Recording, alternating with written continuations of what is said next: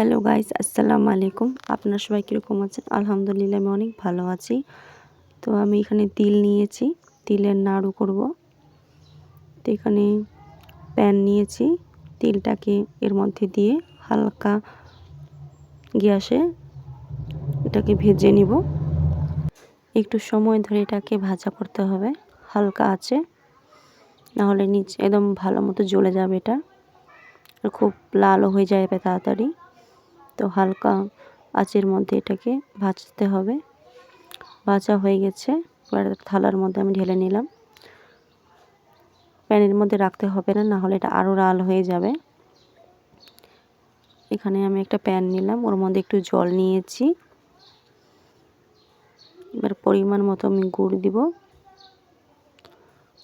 গুড়টা ভালোভাবে গলিয়ে নিব।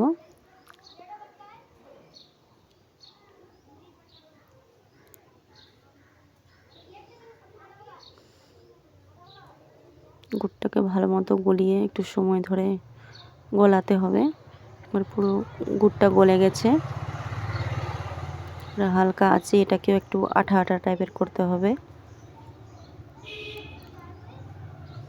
একটু হাত দিয়ে দেখাচ্ছি, দেখেন আঠা আঠা হয়ে গেছে, একটা তার দেখা যাচ্ছে। এবার তিলটা এর মধ্যে দিয়ে দিব,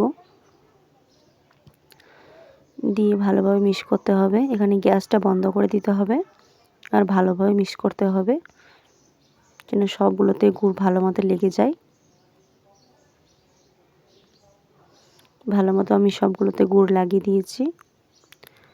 এবার যে থালার মধ্যে ঢালবো সেটাতে একটু ঘি লাগিয়ে দিতে হবে থালাটাতে, নাহলে এটা সেটে যাবে। এবার এর মধ্যে মিশ্রণটাকে ঢেলে দিব।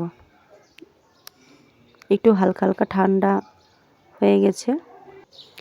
এবার হাতের মধ্যে একটু ঘি লাগিয়ে নিব আর একটু একটু করে মিশ্রণ নিয়ে এটা নাড়ু তৈরি করব। দেখেন এইভাবে সবগুলো নাড়ু আমি তৈরি করে নিব।